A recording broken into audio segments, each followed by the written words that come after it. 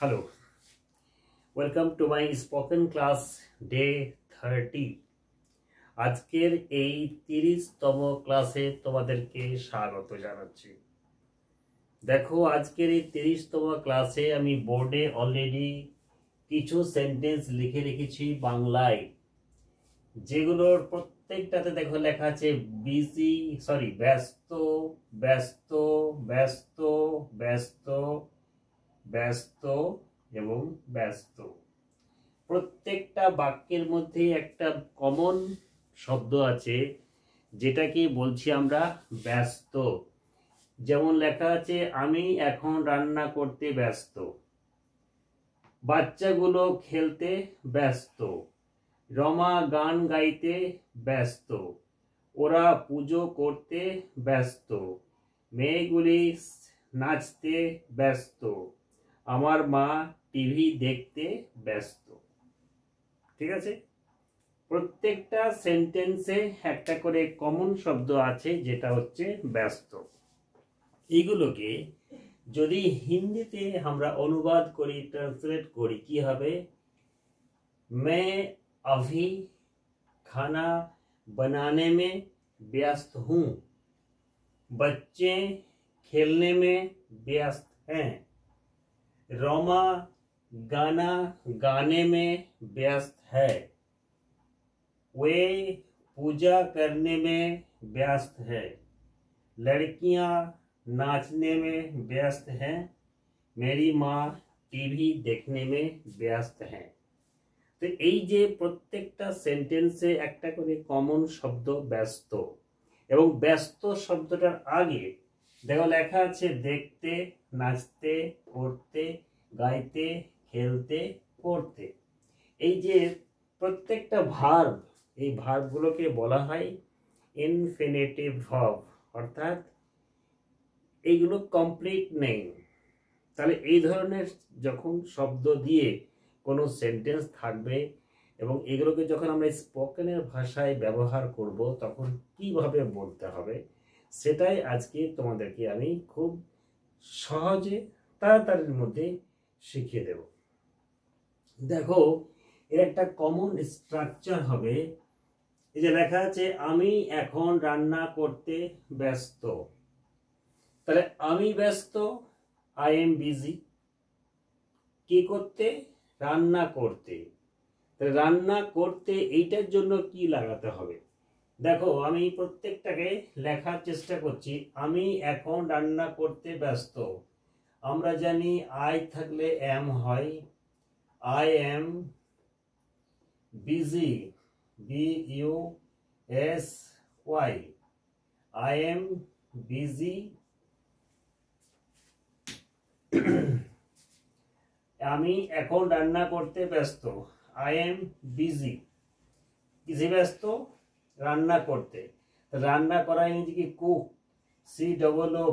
COOKING, cooking. তাহলে দেখো, পুরো সেন্টেন্সটা কিন্তু খুব সহজ ভাষায় ছোট্ট করে বলা হয়ে গেল। আমি এখন রান্না করতে ব্যস্ত, আই এম বিজি কুকিং। কিন্তু এখন এই শব্দটার জন্য আমি এখানটাতে নাও অ্যাড করতে পারি। I am busy now cooking, বা I am busy cooking at now। Number 2 আছে, বাচ্চাগুলো খেলতে ব্যস্ত। বাচ্চাগুলো অর্থাৎ the children, the CHILDREN,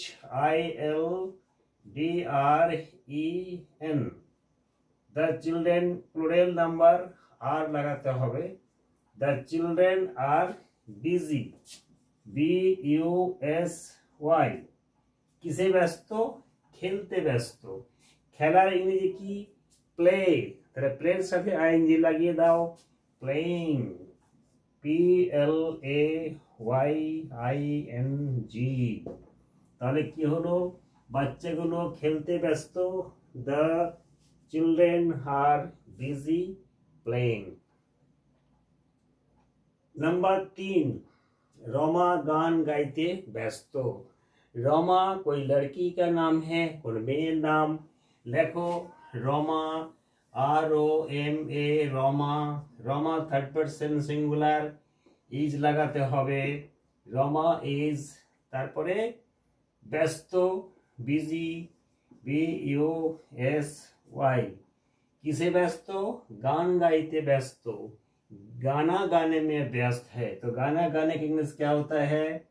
Singh, SING, साथ में ING लगाओ, सिंगिंग।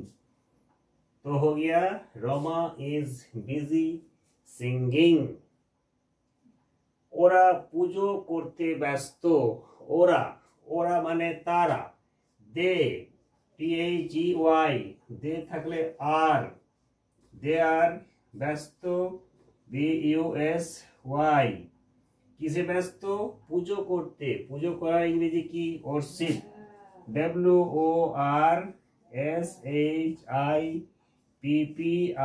WORSHIPPING, ওরশিপিং। ওরশিপ কথার মানে হচ্ছে পুজো করা या পূজা करना। तो दे आर बिजी ওরশিপিং। নাম্বার 5-এ আছে মেয়েগুলি নাচতে ব্যস্ত। মেয়ে, তো গার্ল হবে, তা লিখবো the girls, GIRLS। The girls third person plural number, আর লাগবে। The girls are busy, BUSY।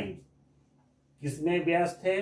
नाचने में, यानी डांसिंग, DANCING। तो the girls are busy dancing। Number 6, আমার মা टीवी देखते व्यस्त। तो আমার মা, my mother, क्या बोलेंगे? My mother, MOTHER। My mother is busy, BUSY, busy। क्या देखने में? टीवी देखने में। watching, WATCHING, watching TV। My mother is watching, my mother is busy watching TV। তাহলে এই হচ্ছে যে 6টা সেন্টেন্স। এই 6টা সেন্টেন্সকে ইংলিশে কিভাবে বলা যেতে পারে তার একটা শর্ট ভিডিও তোমাদেরকে দেওয়া হলো। আশা করি এই ভিডিওটা তোমাদের ভালো লাগবে। যদি ভালো লাগে অবশ্যই লাইক করবে, এবং যদি কিছু বলার থাকে তোমরা অবশ্যই কমেন্ট বক্সে গিয়ে কমেন্ট করবে। তো আজকের ক্লাসটা আমি এখানে শেষ করছি। এরপরে আসবো আমরা স্পোকেন ক্লাস ডে 31। তার আজকের মতো টাটা, বাই বাই।